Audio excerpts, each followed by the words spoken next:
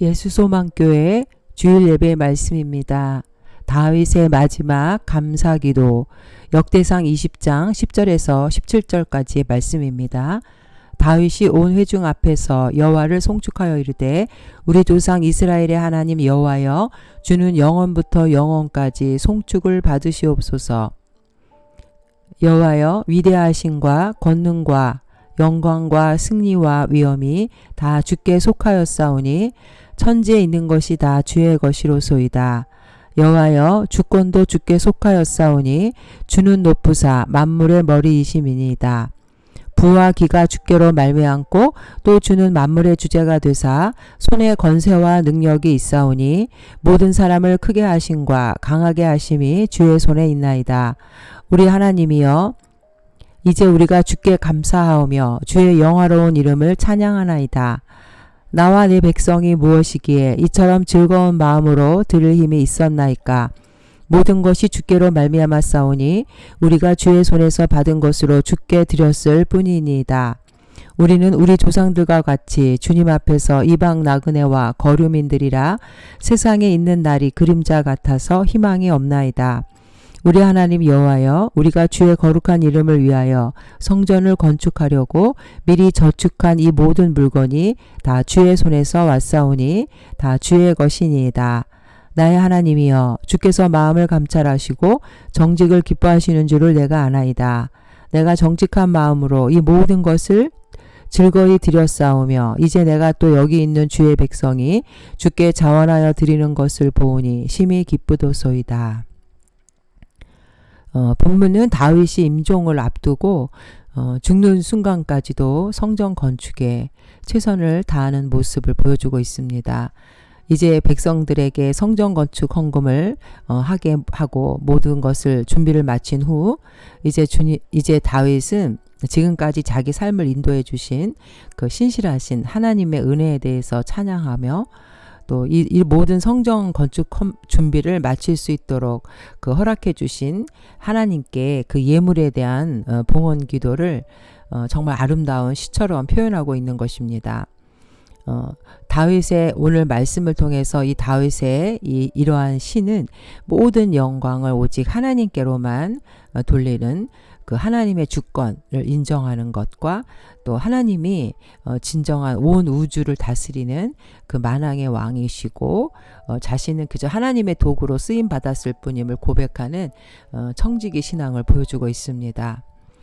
다윗이 이렇게 임종을 앞두고 자신의 그 모든 소유를 하나님께 다 드린 상태에서 감사와 찬양을 드리고 있는 오늘 말씀은 결국 우리의 마지막 삶도 이처럼 하나님 앞에 찬양으로 마무리하는 그런 삶이 되기를 소망합니다. 오늘 다윗이 성전 건축 준비를 마치고 하나님께 드리는 이 찬미의 기도, 감사 기도가 우리에게 어떠한 교훈을 주는지 살펴보기로 하겠습니다.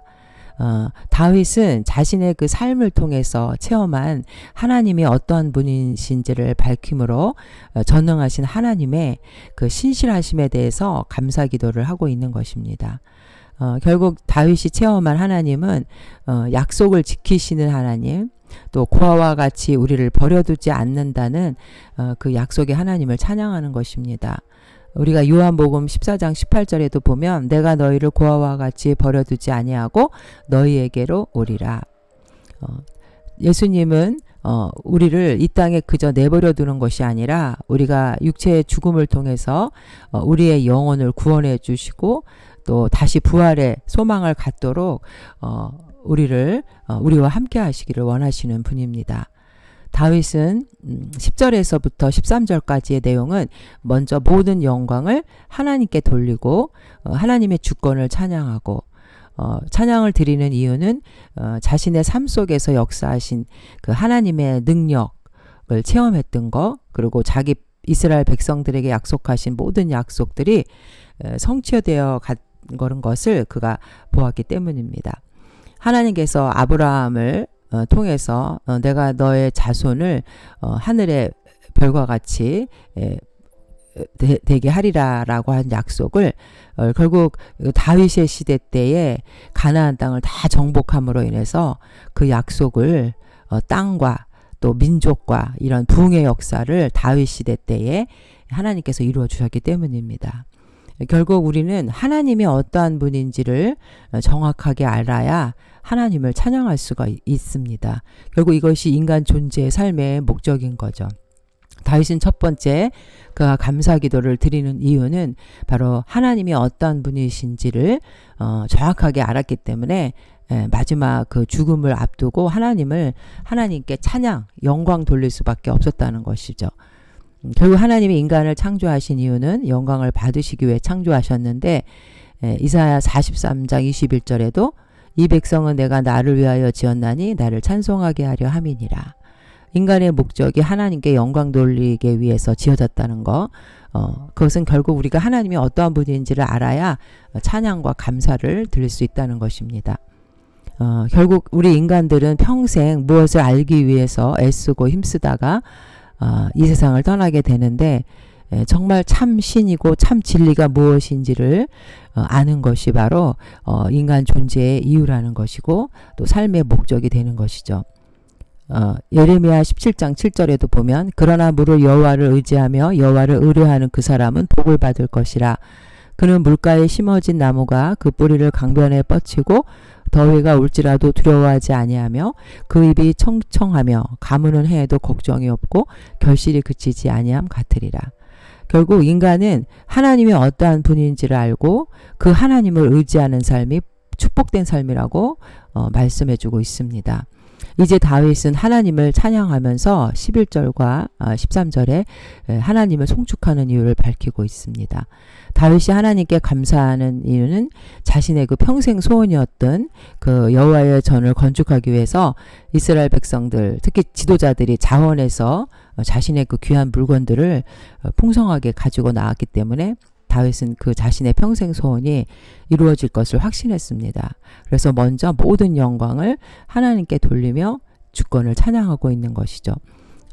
역대상 29장 1절에서부터 우리가 읽지 않았지만 5절까지는 결국 성전 건축에 쓸 그 예물들, 그것을 다윗 자신이 준비한 것들을 바치고 있고, 그 다음에 6절부터 9절까지는 그 백성들이 자원해서 하나님 앞에 그 헌물을 드리는 것을 보고 다윗이 되게 심히 기뻐했다라는 내용이 9절에 백성들은 자원하여 드렸으므로 기뻐하였으니 곧 그들이 성심으로 여호와께 자원하여 드렸으므로 다윗 왕도 심히 기뻐하니라.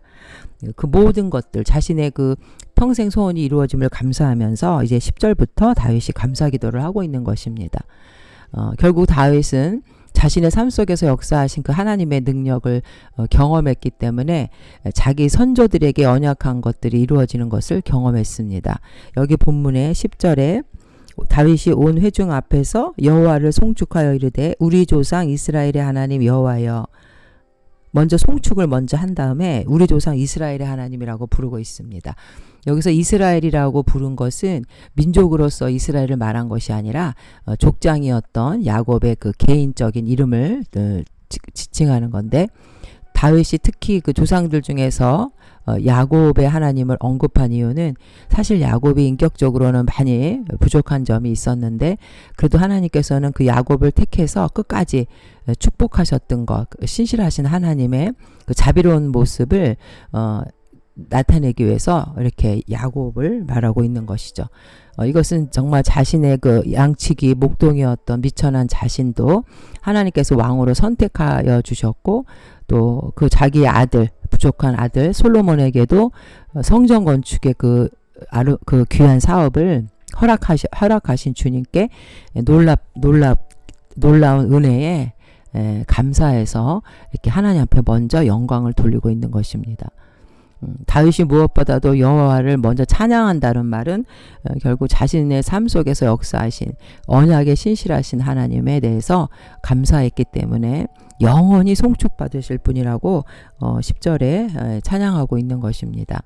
결국 우리가 성숙한 신앙인이라면은 정말 우리가 찬양하고 영광 드려야 할 분은 하나님밖에 없음을 우리는 알 수 있습니다. 이제 구체적으로 11절부터 다윗이 하나님을 찬양하고 감사하는 이유가 하나님이 어떠한 분이신지를 알았기 때문에 찬양하고 있는데 구체적으로 이제 설명이 나옵니다. 하나님은 어떤 분이냐면 11절에 여호와여 위대하심과 권능과 영광과 승리와 위엄이 다 주께 속하였사오니 천지에 있는 것이 다 주의 것이로소이다. 여호와여 주권도 주께 속하였으니 주는 높으사 만물의 머리이심이니이다. 여기서 위대하심, 이 위엄은 하나님께서만이 온 이스라엘 그 주변에 있는 나라들을 물리치게 하셔서 하나님의 위대하심을 나타내셨다는 거. 하나님의 주권이 온 세계에 미침을 말하고, 이 권능은 이제 능력, 힘, 즉 왕권을 의미하는데, 결국은 온 세상을 다스리는 왕은 다윗 자신이 아닌 하나님이라는 걸 나타내고 있고, 영광이라는 말은 모든 피조물보다 뛰어난 바로 그 창조주 하나님의 영광을 나타내는 것이고, 이 영광은 결국 영원한 것이고, 영원한 힘과 승리를 의미하는 거기 때문에 하나님의 그 능력을 나타내는 거죠. 영원성을 나타내는 거고, 다윗이 이 하나님이 이런 분이라는 걸 알았다는 거는 아주 깊고 자신의 삶 속에 체험한 그 하나님을 아는 것을 여기서 얘기해 주고 있습니다.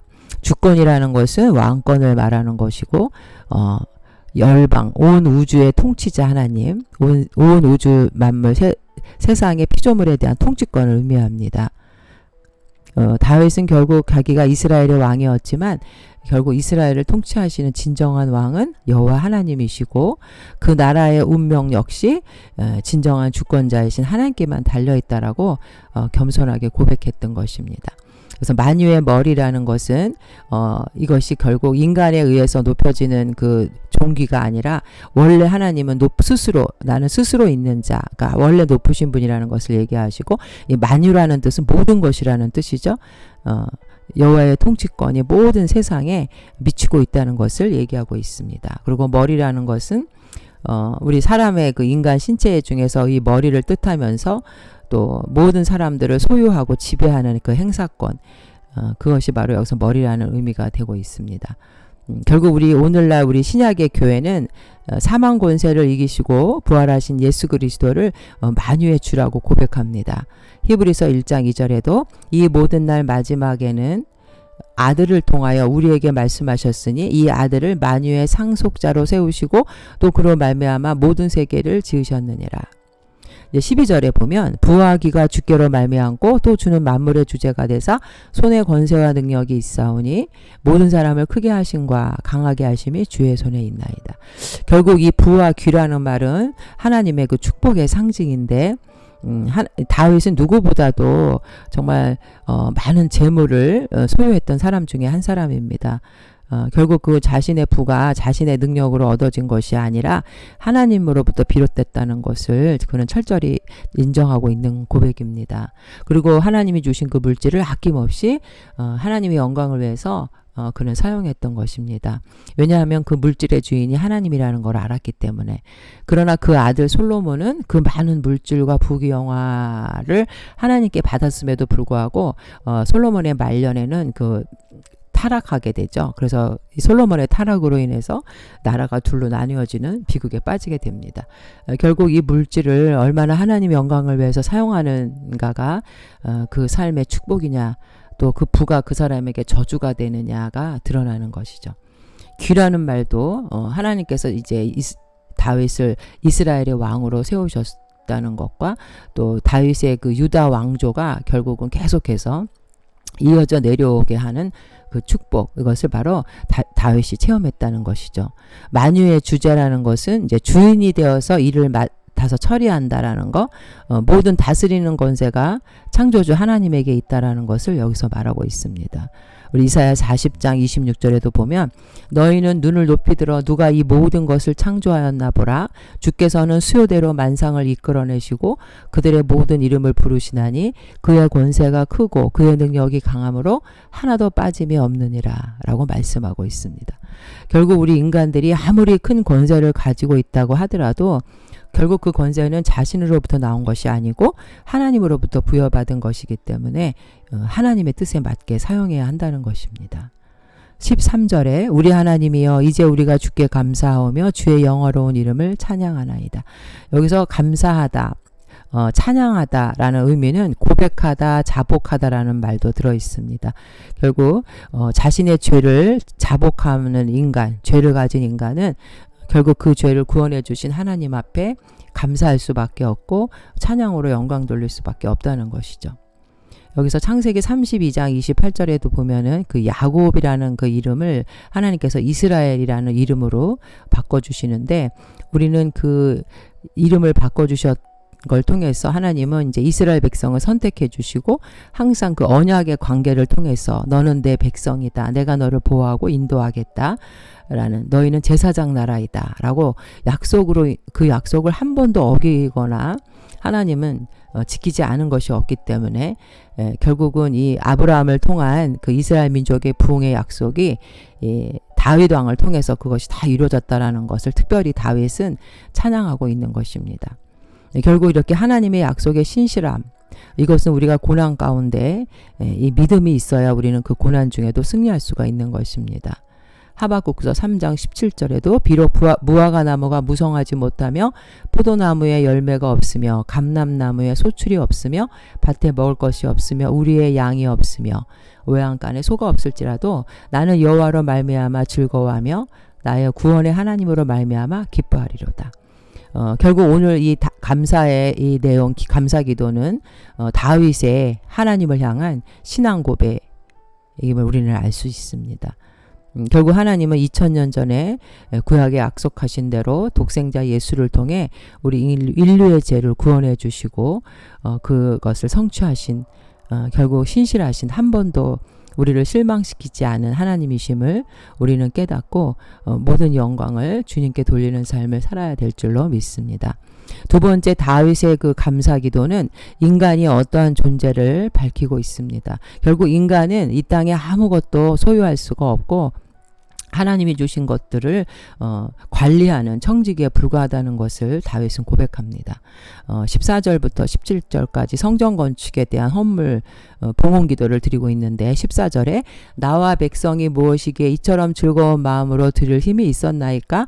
모든 것이 주께로 말미암았사오니 우리가 주의 손에서 받은 것으로 주께 드렸을 뿐이니이다. 그 모든 부와 영광은 결국 하나님께로부터 온 것이기 때문에 자신들이 아무리 많은 헌물을 바친다 하더라도 그것은 바로 하나님의 것을 다시 하나님께 돌려드리는 것에 불과하다는 고백입니다. 모든 물질의 주인 되시는 하나님의 주권을 인정하고 최선을 다해서 하나님 앞에 예물을 드렸습니다. 결국 인간의 그 존재에 대해서도 15절에 나옵니다. 우리는 우리 조상들과 같이 주님 앞에서 이방 나그네와 거류민들이라 세상에 있는 날이 그림자 같아서 희망이 없나이다. 결국 다윗은 자신들 그 조상이 나그네였고 임시 거주자에 불과한 사람이고 그림자와 같이 덧없는 존재라는 것을 고백하고 있습니다. 나그네와 그림자라는 것은 결국 자신과 백성들의 그 신분이 너무나 미천함에도 불구하고 성전 건축과 같은 위대한 사업을 준비할 수 있게 하신 하나님 앞에 감사의 고백을 드릴 수밖에 없다는 것이죠. 결국 다윗은 수많은 그 이방 족속들과 전투를 통해서 많은 전리품들을 축적했지만 그 모든 것이 자신의 힘과 능력이 아닌 하나님께서 도와주신 거고 하나님의 손에서 나온 것이기 때문에 다시 하나님께 돌려드리는 것뿐이라고 겸손한 고백을 하고 있는 것입니다. 그러나 이 고백 속에는 단지 물질뿐만이 아닌 자기가 누리고 있는 이 왕의 권세, 세상의 모든 것들이 하나님께 속해 있다라는 거, 하나님의 주권과 관련된 다윗의 성숙한 신앙이 담겨져 있는 것이죠. 로마서 11장 36절에도 이는 만물이 주에게서 나오고 주로 말미암고 주에게로 돌아감이라 그에게 영광이 세세에 있을지어다. 아멘. 결국 우리 이 땅에 사는 성도들도 주님이 주신 이 세상의 모든 물질의 주인이 주님이심을 고백하고 하나님 나라를 위해 사용하는 청지기가 되어야 됩니다. 누가복음 12장 42절에도 주께서 이르시되 지혜가 있고 진실한 청지기가 되어 주인에게 그 집 종들을 맡아 때를 따라 양식을 나누어 줄 자가 누구냐. 결국 욥과 같은 의인도 결국 그런 하나님의 테스트를 당했죠. 모든 물질이 하나님의 한순간에 없어지게 했을 때 욥의 고백은 결국 모든 것이 빈손으로 와서 우리는 빈손으로 가는 존재입니다. 라는 고백을 욥이 하였던 것처럼 우리가 이 땅의 모든 주인이 하나님이심을 고백할 때 어떤 시련과 고난이 와도 우리는 넘어지지 않을 수 있다는 것이죠. 여기서 나그네라는 의미는 거주자가 소유하는 권리를 누리지 못하는 사람. 특히 이스라엘 백성들이 조상들이 애굽에 있을 때 그 노예 생활했던 것을 여기서 의미하고 있고, 우리 열조와 다름없이로 번역된 이 단어 속에서는 아브라함, 이삭, 야곱에 이르기까지 결국 이스라엘의 모든 조상들도 가나안 땅에서 나그네와 같은 삶을 살았었다는 것이죠.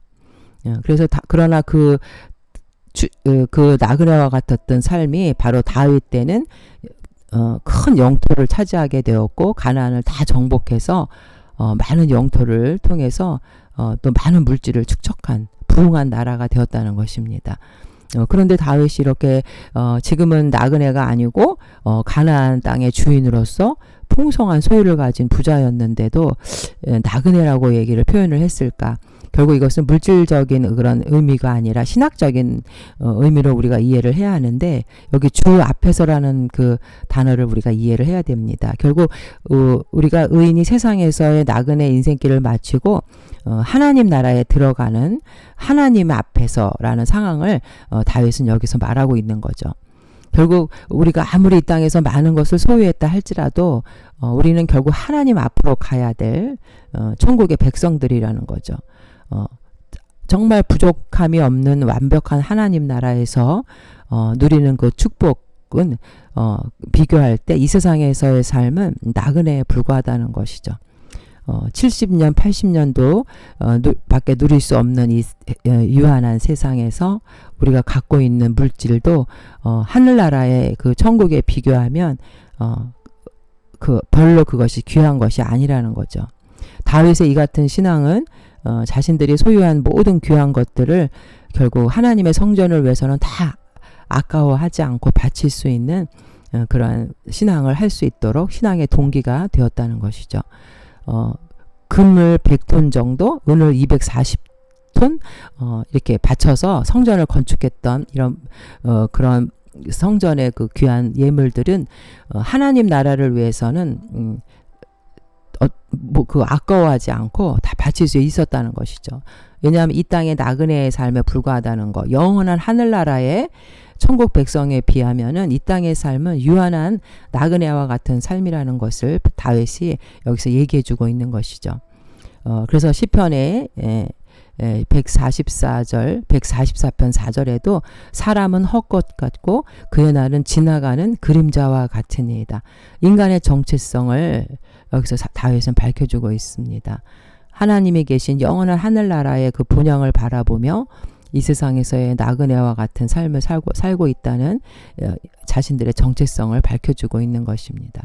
하나님의 영원한 그 영원성에 비해서 이 땅의 사람의 인생은 정말 안개와 같고 그림자와 같은 삶이라는 거죠. 그래서 우리의 영원한 시민권은 하늘에 있다라고 빌립보서 3장 20절에 그러나 우리의 시민권은 하늘에 있는지라 거기로부터 구원하는 자 곧 주 예수 그리스도를 기다리노니, 이런 말을 하고 있는 것이죠. 그리고 고린도후서 5장 1절에도 만일 땅에 있는 우리의 장막집이 무너지면 하나님께서 지으신 집, 그 손으로 지은 것이 아니요 하늘에 있는 영원한 집이 우리에게 있는 줄 아나니.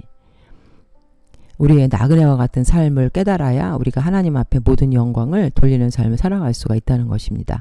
16절에 이제 성전 건축의 이유를 밝히고 있는데, 우리 하나님 여호와여 우리가 주의 거룩한 이름을 위하여 성전을 건축하려고 미리 저축한 이 모든 물건이 다 주의 손에서 왔사오니 다 주의 것이니이다. 결국 하나님의 이름을 부르고 주님의 거룩한 이름을 위해서 건축하고자 모아들인 모든 물건의 주인이 바로 하나님이라는 걸 고백합니다. 그리고 성전 건축의 이유는 바로 하나님의 그 거룩한 이름을 위해서 한 것이라고 그 이유를 밝히고 있는 것이죠. 결국 하나님의 성전을 짓는 것은 하나님을 나타내기 위해서, 하나님이 어떠한 분이라는 것을 밝히기 위해서 성전을 건축한다는 것입니다. 여기서 이름이라는 것은 하나님께서 아브라함과 또 이스라엘 민족들에게는 전능하신 하나님이라고 자신을 계시하셨고, 또 여호와라는 이름은 이제 시내산에서 모세에게 처음으로 출애굽기 6장 2절에 밝히셨으면서 여호와란 이름의 뜻이 스스로 존재하는 자, 결국 이건 하나님의 자존성, 스스로 있는 자, 그리고 영원성을 여기서 나타내주고 있는 것이죠. 그리고 하나님의 이름은 언약과 관련된 그런 말씀 속에서 나타나는데 출애굽기 6장 2절에도 하나님이 모세에게 말씀하여 이르시되 나는 여호와이니라. 이것은 하나님이 약속을 잘 성실하게 지키시는 신실한 하나님을 강조하기 위해서 이렇게 이름을 밝혀주신 것이죠.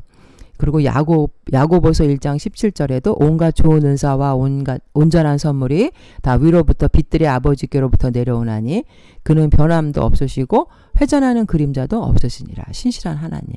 그래서 결국 다윗은 성전을 짓는 목적을 여호와의 이름을 위해서라고 밝히고 있습니다. 그래서 하나님의 자존하심, 영원하심, 그 신실하심이 더 한층 드러나게 하려고 이 성전을 짓는 것이죠. 결국 성전을 통해서 하나님께만 하나님만이 영광을 받으셔야 된다는 것을 여기서 나타내주고 있는 것입니다. 구약시대의 성전 건축은 바로 오늘 신약시대의 교회로 대치되었다는 것은 결국 신학교회인 우리 성도들 역시 우리가 하나님의 것이고 또 우리의 삶과 인격을 통해서 우리도 역시 하나님께 영광을 돌려야 한다는 사실을 우리는 깨달을 수가 있습니다. 시편 29편 2절에도 여호와께 그의 이름에 합당한 영광을 돌리며 거룩한 옷을 입고 여호와께 예배할지어다. 성도들 역시 사명도 뭐냐면 하나님의 뜻을 깨닫고 영광을 돌리는 존재라는 것입니다. 왜냐하면 하나님께서 우리 성도들을 부르시고 택하셔서 사명을 주신 것은 우리 삶의 목적도 하나님을 찬양하고 영광을 돌리기 위한 존재이기 때문입니다. 고린도전서 10장 31절에도 그런즉 너희가 먹든지 마시든지 무엇을 하든지 다 하나님의 영광을 위하여 하라. 그리고 우리의 몸 또한 하나님의 소유라는 거죠. 고린도전서 6장 19절 너희 몸은 너희가 하나님께로부터 받은 바 너희 가운데 계신 성령의 전인 줄을 알지 못하느냐. 너희는 너희 자신의 것이 아니라 값으로 산 것이 되었으니 그런즉 너희 몸으로 하나님께 영광을 돌리라. 그리고 우리 마음조차도 우리가 몸뿐만 아니라 마음도 드려야 한다는 것. 17절에 나의 하나님이여 주께서 마음을 감찰하시고 정직을 기뻐하시는 줄을 내가 아나이다. 내가 정직한 마음으로 이 모든 것을 즐거이 드렸사오며 이제 내가 또 여기 있는 주의 백성이 주께 자원하여 드리는 것을 보니 심히 기쁘도소이다. 하나님께서는 우리의 마음을 감찰하시는 분. 그래서 하나님은 우리의 마음을 시험해서 그 정직한 마음인지 아닌지를 보시고 그 정직한 마음으로 드리는 것을 기뻐하신다고 말씀하십니다. 하나님께서는 우리의 마음이 온전한지 하나님께로 향해 있는지 시험하십니다. 그래서 하나님께서는 이스라엘 백성들을 그 시험하셨고 훈련하셨습니다. 에레미야서 11장 20절에도 공의로 판단하시며 사람의 마음을 감찰하시는 만군의 여호와여 나의 원통함을 주께 아뢰었사오니 그들에게 대한 주의 보복을 내가 보리이다 하였다. 다윗은 바로 이렇게 하나님이 이러한 분이라는 걸 알았습니다. 정직한 마음, 즉 합법적으로 지금 재판에서 사용되는 용어인데 공정하게라는 뜻이 들어 있습니다. 하나님께서는 우리가 예물을 드릴 때 그 예물만 보는 것이 아닌 우리의 마음을 보신다는 거죠. 카인과 아벨의 제사에서도 주님은 아벨의 제사를 받으셨습니다.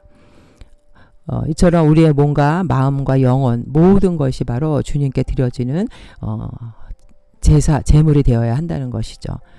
다윗은 하나님의 그 거룩한 이름을 위해서 평생 소원인 성전 건축 준비를 모두 마친 다음에 결국 자신의 일생 동안 함께 신실하게 약속을 지키셨던 하나님을 찬양하며 삶을 마감하고 있습니다.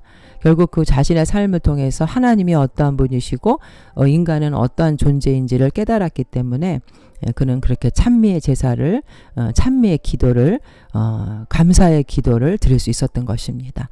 우리는 마지막 소원이 무엇이 되어야 할까요?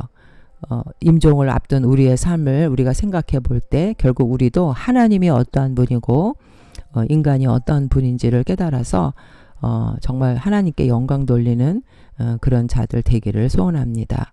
빌립보서 1장 20절에 바울이 나의 간절한 기대와 소망을 따라 아무 일에든지 부끄러워하지 아니하고 지금도 전과 같이 온전히 담대하여 살든지 죽든지 내 몸에서 그리스도가 존귀하게 되려 하나니. 결국 우리의 삶을 통해서 하나님의 신실함, 전능함, 우리를 십자가에 죽기까지 우리를 사랑하신 그 주님의 사랑을 드러내는 자들 되시기를 주님의 이름으로 축원드립니다. 아멘.